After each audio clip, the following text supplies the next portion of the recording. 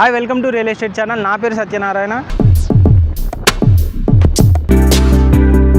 దేశంలో భారీగా విస్తరిస్తున్న పట్టణీకరణ 2047 నాటికి మొత్తం జనాభాలో 50% పట్టణాలు నగరాల్లో భారీగా పెరిగిన నిర్మాణాలు. దేశ జీడీపీలో భారీగా పెరగనున్న రియల్ ఎస్టేట్ వాటా 2047 నాటికి $10 ట్రిలియన్ చేరుకోనున్న మార్కెట్ పరిమాణం.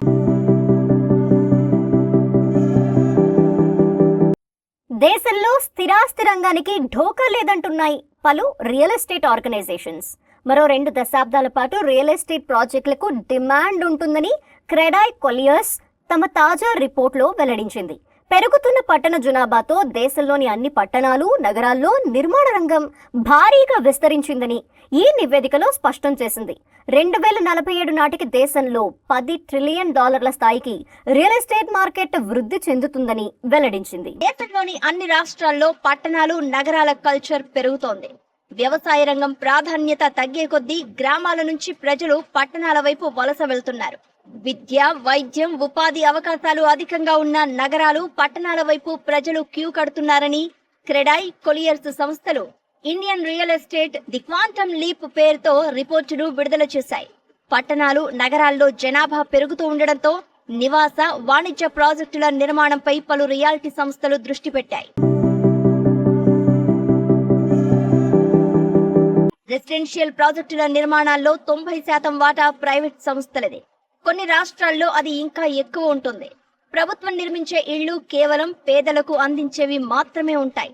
మిగతా అన్ని రకాల నిర్మాణాలను ప్రైవేట్ రియాలిటీ సంస్థలే చేపడతాయి.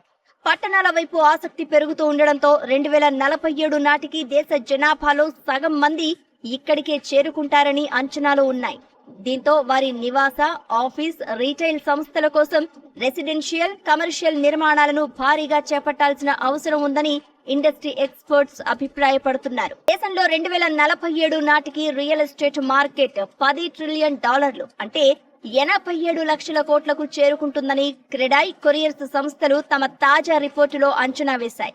అలాగే దేశ జీడీపీలో రియల్ ఎస్టేట్ వాటా 14 నుంచి 24% చేరుకుంటుందని ఇండస్ట్రీ వర్గాలు అంచనా వేస్తున్నాయి. దీంతో వచ్చే 2 దశాబ్దాల్లో ఇళ్లకు బలమైన డిమాండ్ ఉంటుందని, రియాలిటీ బూమ్ కొనసాగుతుందని తెలిపాయి. దీంతో వచ్చే 2 దశాబ్దాలు రియల్ ఎస్టేట్ రంగానికి ఎలాంటి ఢోకా ఉండదని రియల్ ఎస్టేట్ వర్గాలు చెప్తున్నాయి. దేశంలో స్థిరంగా ఉన్న ఆర్థిక అభివృద్ధితో పాటు పట్టణీకరణతో పెరుగుతున్న డిమాండ్ వల్ల వచ్చే 2 దశాబ్దాలు ఈ రంగం స్టేబుల్ గ్రోత్ ను కొనసాగించే అవకాశం ఉంది.